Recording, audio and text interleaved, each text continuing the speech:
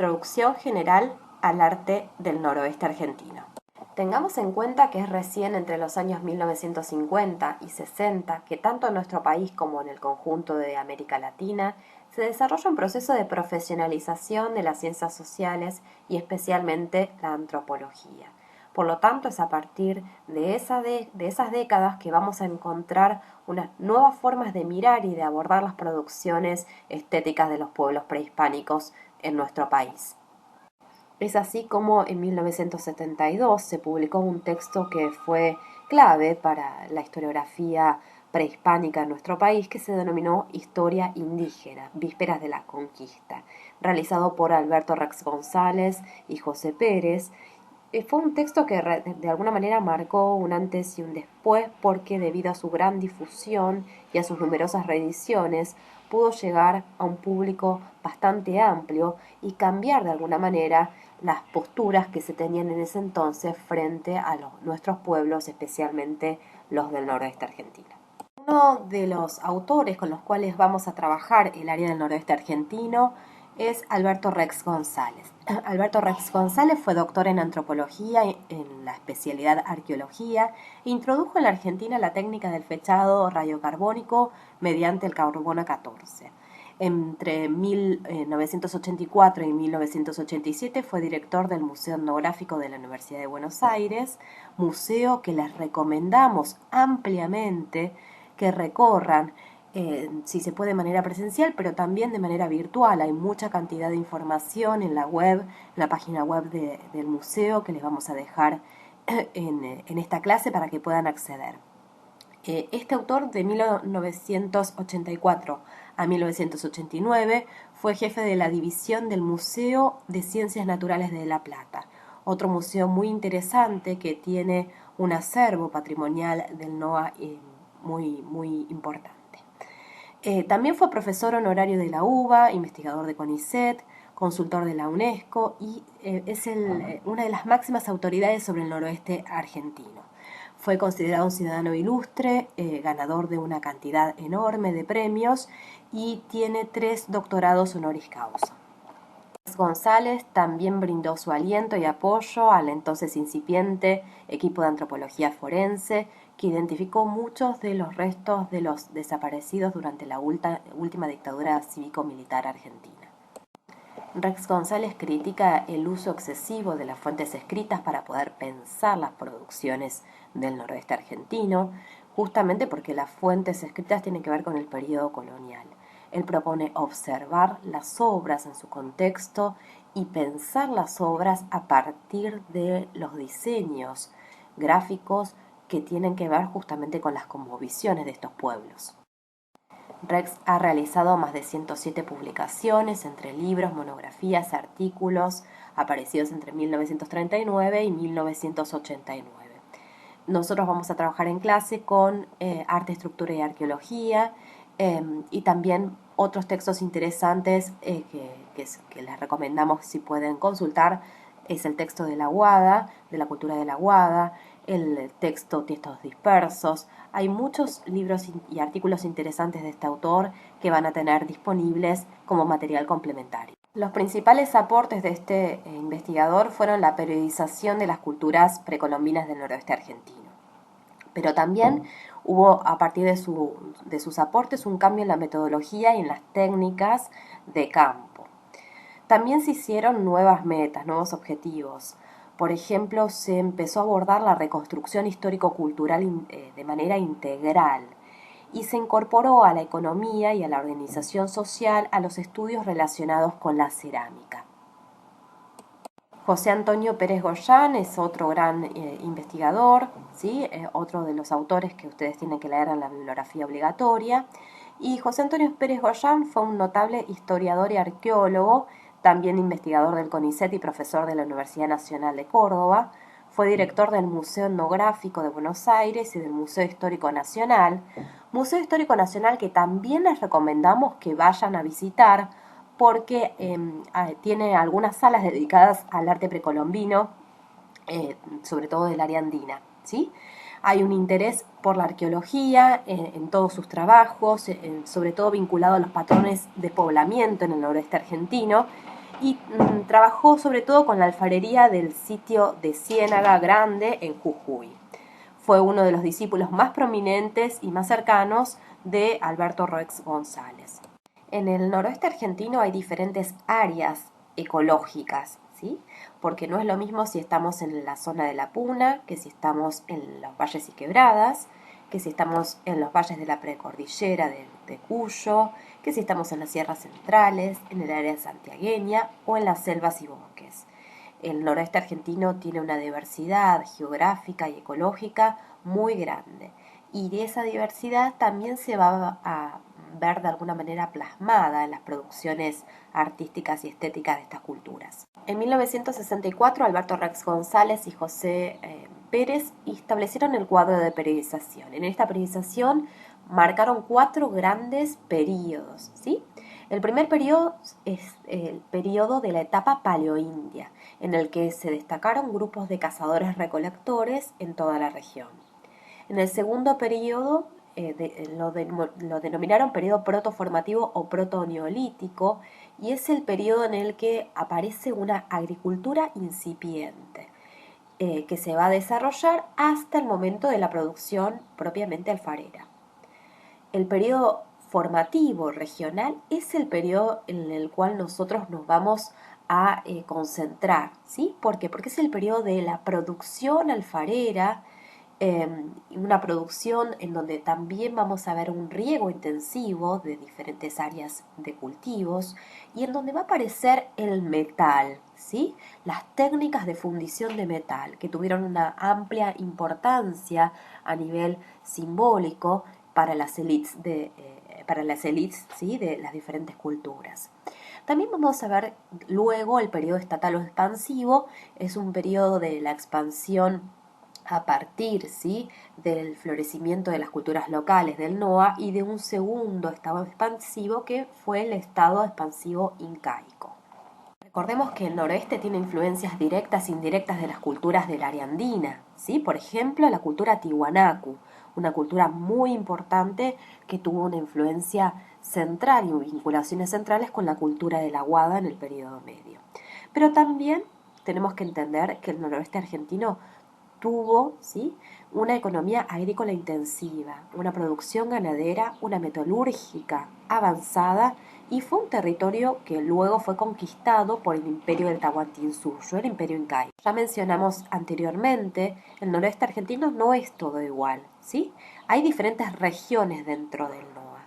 Una de esas regiones es la Puna, otra región es la región de valles y quebradas. Otra región son los bosques occidentales y sierras subandinas. Y por último tenemos también la región de Santiago del Estero. Cada una de estas regiones tiene características ecológicas, geográficas, climáticas totalmente diferentes.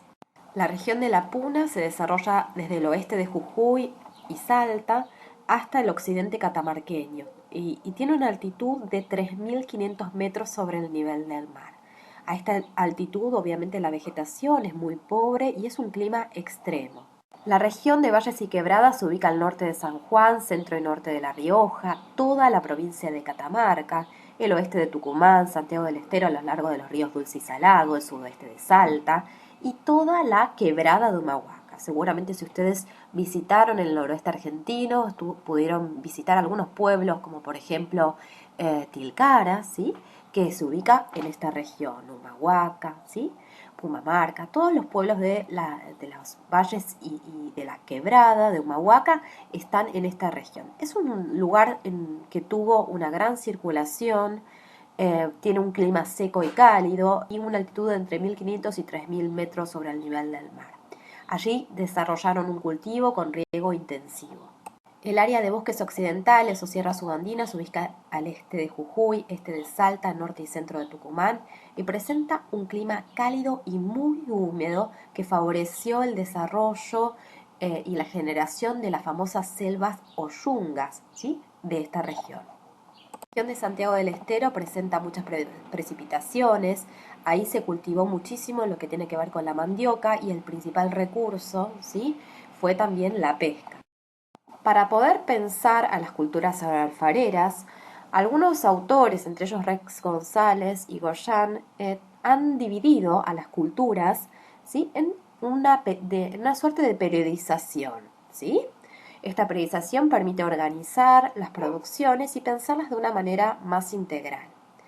En primer lugar, hay un periodo que se denomina periodo temprano. Ese periodo temprano va del 650 a.C. hacia el 550 después de Cristo. En ese periodo temprano vamos a encontrar a muchas culturas y una gran diversidad, ¿sí?, de producciones. En el periodo medio, ¿sí?, se va a destacar la cultura de la aguada, y ese periodo va del 550 hasta el 850 después de Cristo, ¿sí? En ese periodo vamos a ver de alguna manera la eclosión de muchas técnicas que se venían desarrollando con anterioridad. Mientras que el siguiente periodo de producción agroalfarera se denomina periodo tardío, que va del 850 al 1480 después de Cristo. Ahí vamos a ver cómo cambian los modos de asentamiento, cambian las formas de vida y cambia también la producción estética, tanto a nivel tecnológico como a nivel también de recursos materiales. Luego viene el periodo incaico, que va de 1489 a 1535, en donde hay una ocupación militar y una dominación ideológica y una destrucción de muchos espacios rituales anteriores. Después tenemos el periodo hispano-indígena, ¿sí?, y después obviamente el periodo colonial. En el periodo temprano, en la región de valles y quebradas, ¿sí?, vamos a encontrar muchas culturas muy interesantes entre sí. Muy probablemente en las áreas de la puna y de los bosques occidentales encontraremos culturas de igual o de mayor antigüedad, pero sobre todo nos vamos a concentrar en esta región, en la región de valles y quebradas, porque allí tenemos una enorme variedad de producciones.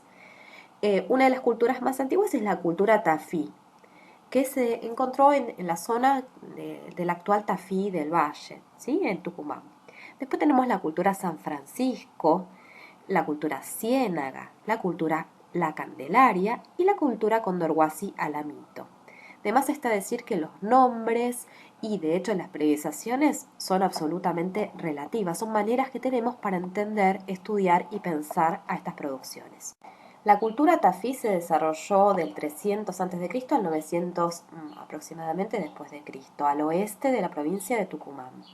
Y en esta cultura, que se desarrolló en una región con valles anchos y quebradas profundas, con un clima cálido y seco, encontramos una enorme producción lítica, una enorme producción en piedra.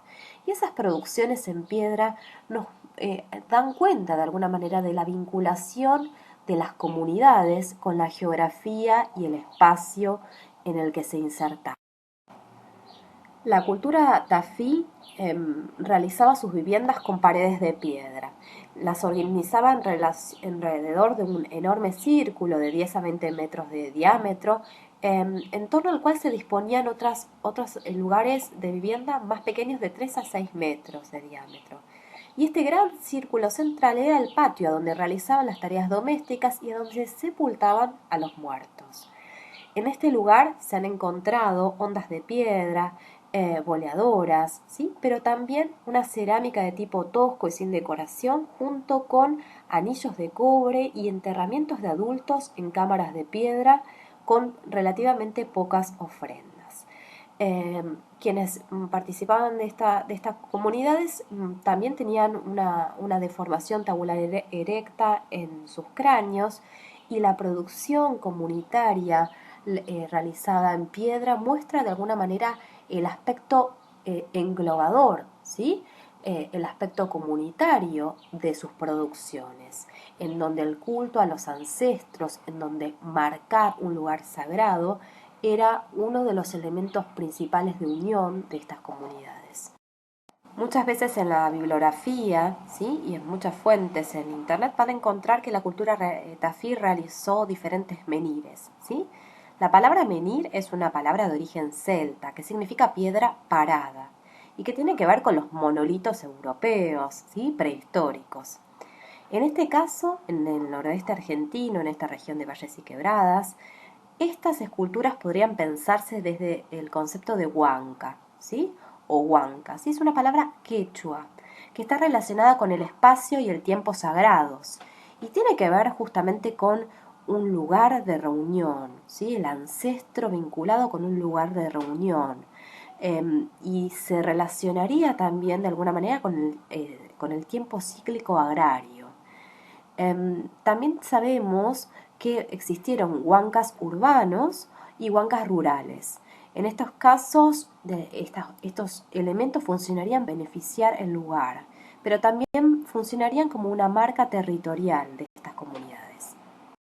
De los 118 ejemplares de estas huancas de la cultura tafí, 114 quedan registrados y 4 solo quedan en fotografías. Vamos a entender también que de estas esculturas 82 son lisas y 34 están trabajadas con motivos mascareiformes.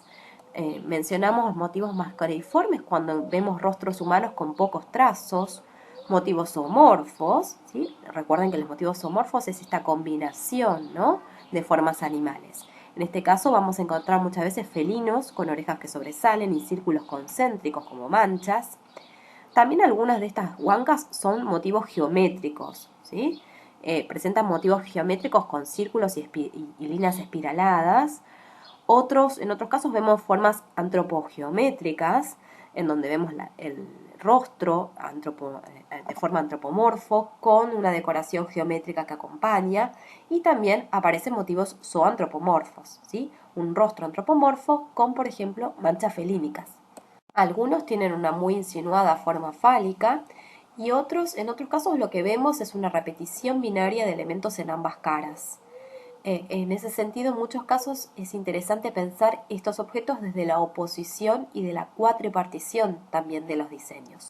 La cultura tafí ha realizado diferentes formas escultóricas en piedra, entre las que se destacan estas formas mascareiformes, que son rostros en relieve realizados con una concavidad en forma de X, sobre la cual sobresalen las mejillas, la boca triangular doble con perforación circular, la nariz y los ojos en sobrerelieve con perforaciones centrales. Cabe destacar que estas máscaras líticas tienen, algunas de ellas, pequeños orificios de sujeción en el borde, por lo cual podrían haber sido atadas en los rostros de los difuntos.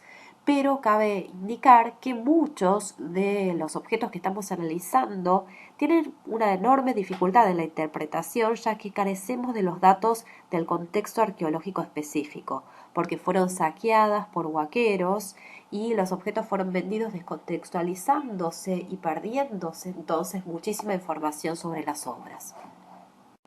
La cultura de la Candelaria se ubicaba al este y sur de Salta y Tucumán, y en este caso, a diferencia de la cultura tafí, no se han encontrado viviendas de piedra.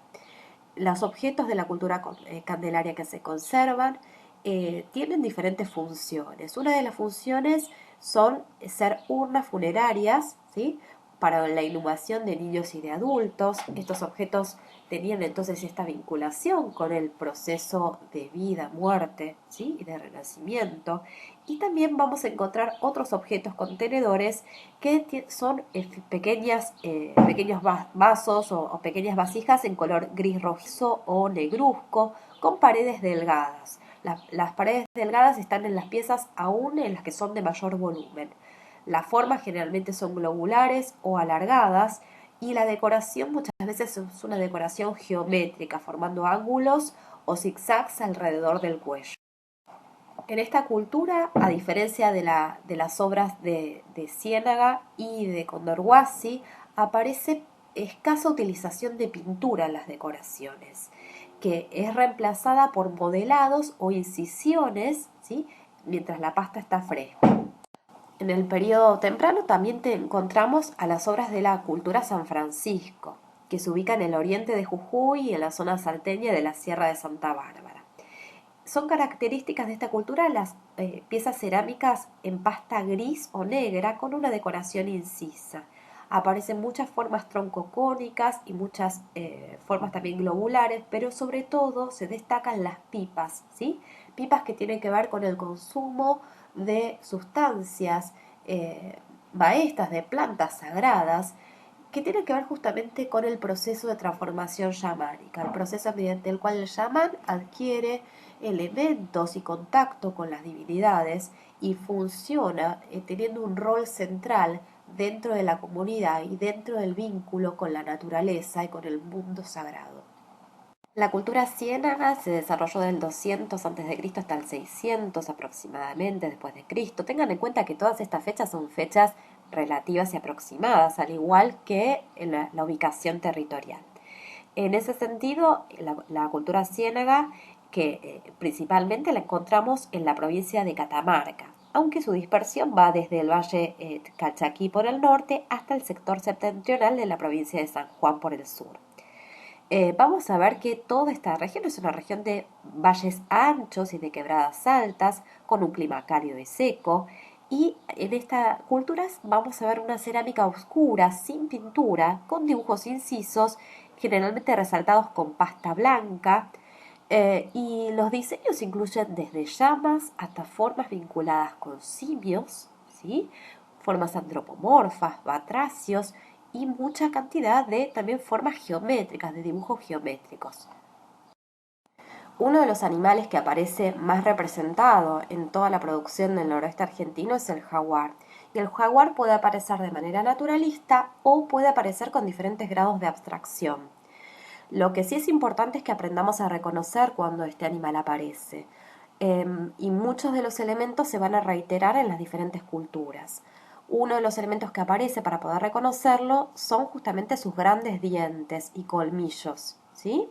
Otro de los elementos que aparece una y otra vez son las manchas, representadas con círculos concéntricos alrededor de la piel o del el elemento que vamos a analizar. También aparecen garras y también aparece una fuerte cola. Estas combinaciones de estos elementos nos hablan de una presencia constante que tiene que ver justamente con la cosmovisión de estos pueblos. Otro aspecto a tener en cuenta siempre es el uso de estos objetos. Estos objetos fueron realizados con una determinada función específica dentro de las culturas. En ese sentido, nunca hay que desvincular ni dejar de pensar que cada uno de los objetos que nosotros estamos mirando y analizando tenían un contexto específico y una práctica específica donde ese elemento era puesto en valor y tenía sentido, ¿sí? Nunca hay que dejar de pensar la función del objeto dentro de la comunidad, porque eso hace justamente a entender las prácticas que hay detrás de cada uno de los objetos.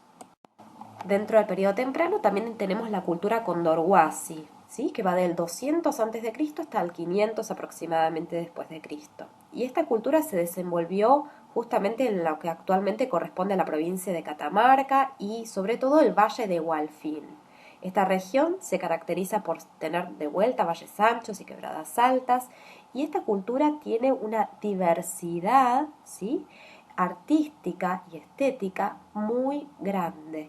Vamos a ver que hay diferentes estilos dentro de la cultura wada y diferentes fases. La primera fase se denomina fase diablo, ¿sí?, que va del 200 al 200 después de Cristo. Después tenemos la fase barrancas, que va del 200 al 350, y por último la fase alumbrera, ¿sí?, del 350 al 500. No es importante que se acuerden en sí cada una de las fases, pero que sí que entiendan que no todo es igual dentro de la cultura condorhuasi, que hay diferentes formas y que fueron cambiando, ¿sí?, sucesivamente. El lenguaje estético fue cambiando y fueron manteniendo y modificando algunos de sus elementos. En la fase diablo de la cultura condorhuasi encontramos la pasta de cerámica gris con decoración modelada y también incisa. Esto va a cambiar con el tiempo con la fase barrancas, en donde aparece la pasta rojiza y la decoración policroma. De la fase barrancas encontramos estas esculturas, estas formas cerámicas escultóricas con formas antropomorfas, en donde aparece esta combinación muchas veces del felino y del hombre, por la forma, por la actitud postural. Pero también encontramos la presencia enorme, ¿no?, de esas pinturas, la decoración pintada, que es una de las características de esa fase, en donde el color crema y el negro sobre la pasta rojiza genera este contraste y esta riqueza decorativa. En la cultura condorhuasi, el modelado de las formas es el principal recurso expresivo. Y en este modelado la pasta rojiza es una pasta muy fina. Es una pasta que tiene una técnica muy especial y muy interesante que le permitió generar una enorme plasticidad y una enorme riqueza en sus producciones. En la cultura condorhuasi también encontramos nuevamente esculturas realizadas en piedra, esculturas líticas. En este caso estamos viendo máscaras, ¿sí? Máscaras que se cree que son mortuorias y que tienen estas características que estuvimos viendo con la cultura tafí, ¿no? La boca abierta, los ojos con orificios, en este caso la nariz, ¿sí? Se une a las cejas en esta forma de T. Y aparecen estas líneas debajo de los ojos que también podrían relacionarse para algunos autores con el tema de las cabezas trofeo, un tema que tuvo una larga importancia y una larga influencia, ¿no es cierto?, en todas las culturas del área andina. En esta cultura también encontramos esculturas que se denominan suplicantes, que durante mucho tiempo fueron atribuidas a la cultura alamito, pero que hoy en día los investigadores coinciden en atribuírselos a la cultura condorhuasi alamito, ¿sí? Que son pensadas como una unidad.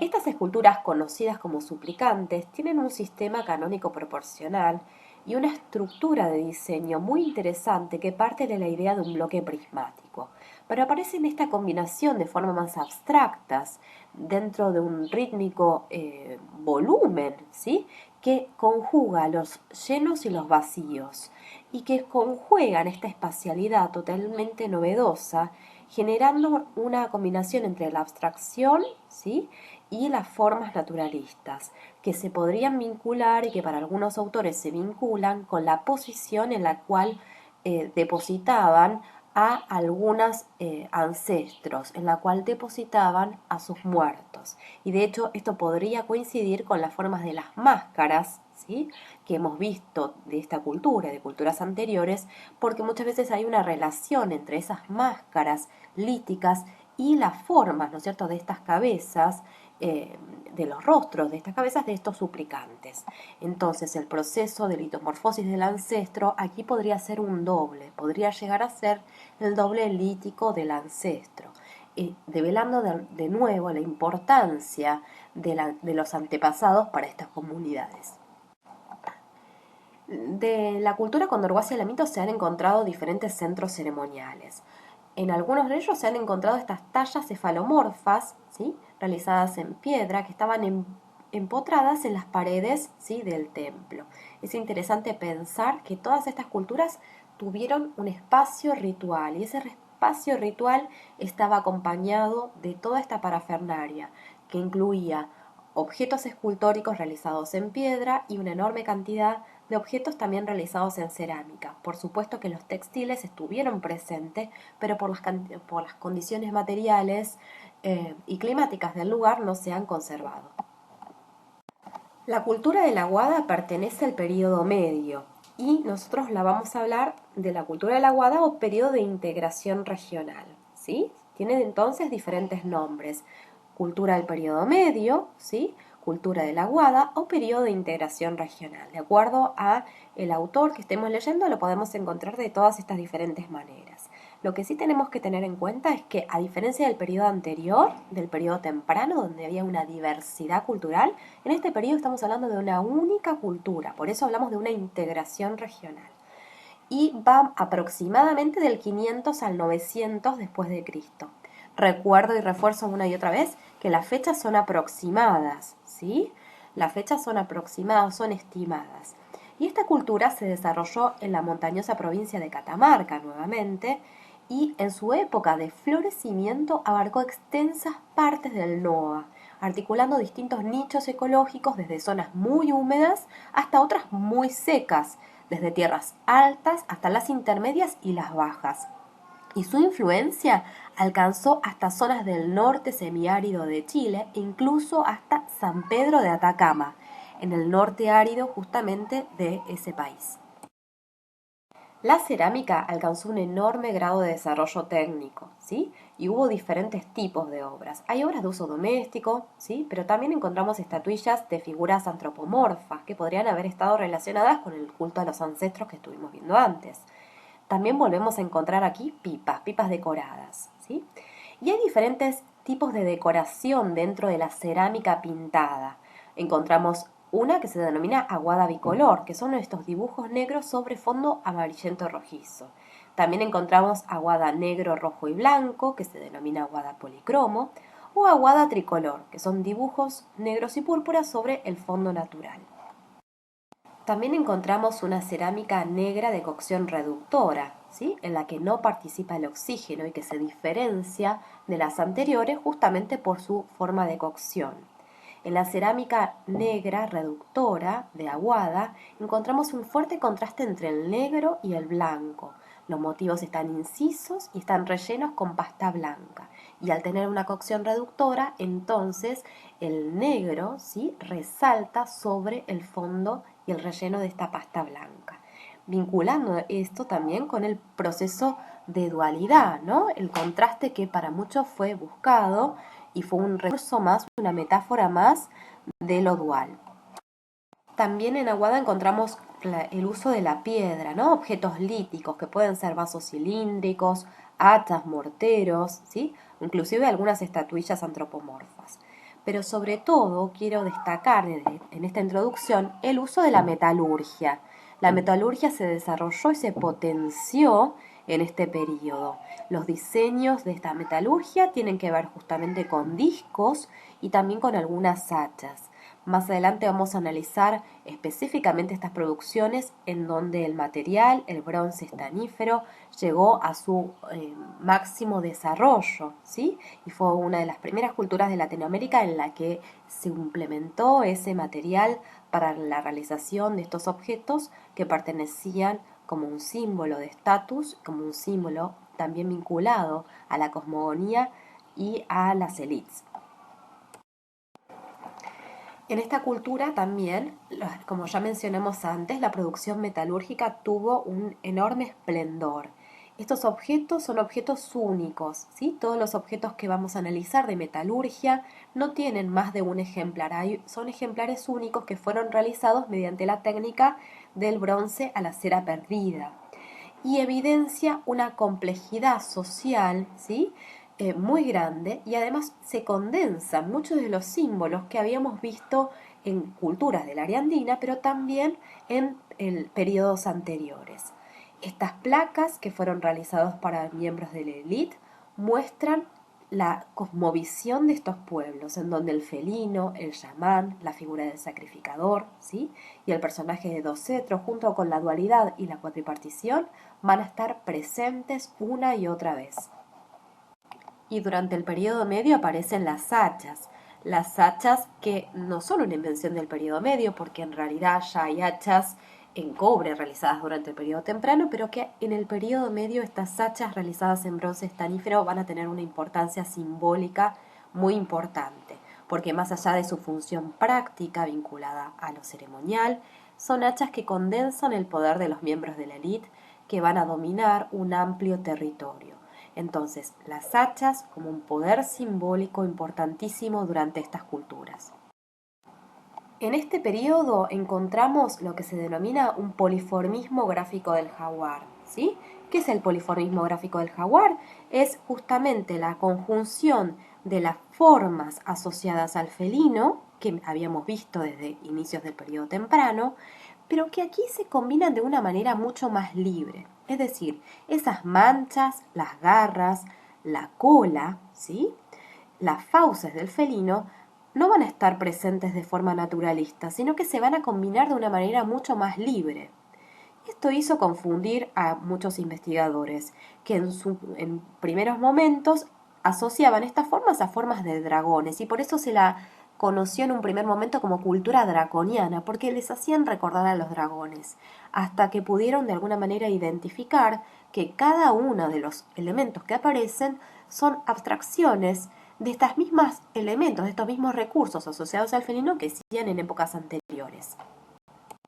En el periodo tardío o de desarrollos regionales encontramos un enorme cambio, ¿sí? A nivel artístico y a nivel también social. Este periodo se desarrolla del 900 al 1480 y en él vamos a ver que las comunidades se trasladan y vamos a ver asentamientos en los que se denominan pucarás. Los pucarás son asentamientos que tienen características defensivas. Hay muchos pucarás, ¿sí?, en todo este territorio que se desarrollaron y se construyeron durante este periodo, y vamos a ver también que cambió por completo la forma de producción cerámica y la forma de producción metalúrgica y lítica. En el periodo tardío encontramos la cultura Belén, que se desarrolló del 1000 al 1450 después de Cristo aproximadamente, en el Valle de Baucán, Hualfín y el Bolsón de Pipanaco, todos en la provincia de Catamarca. Y su alfarería es de color rojizo, la pasta es de color rojiza y está pintada con engobes en negro, ¿sí?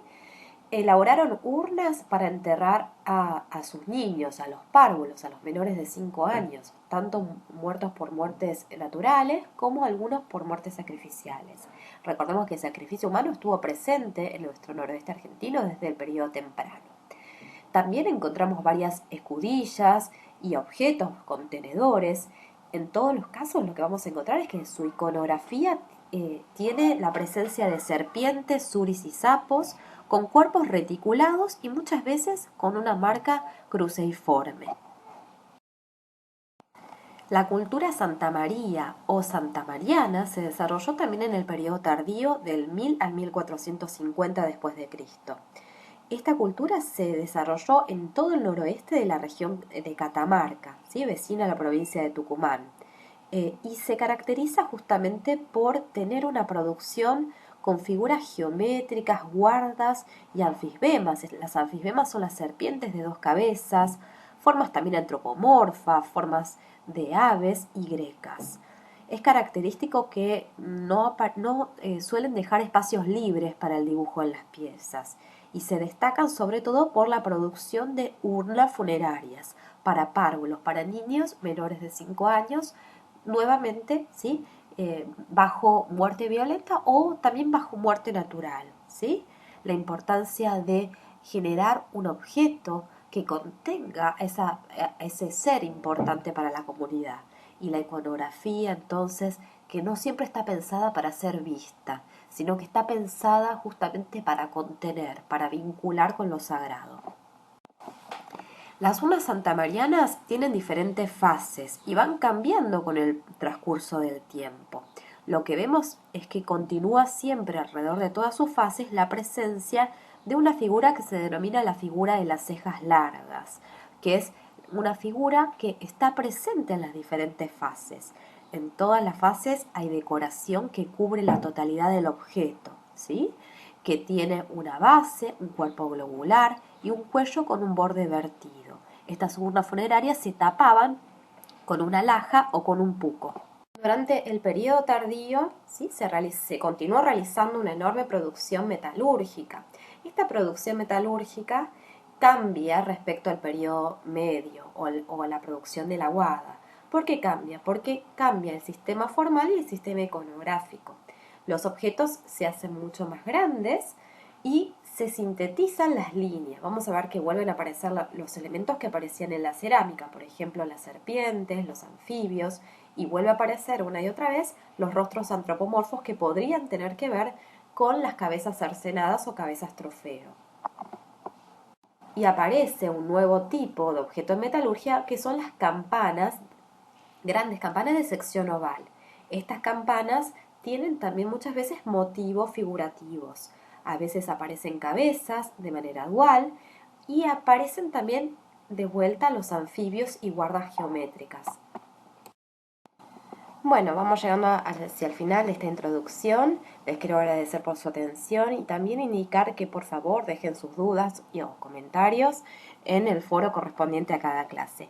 Cada uno de los temas que iniciamos en esta introducción se va a ir complementando con el material que vayamos brindando hacia clase. Muchas gracias.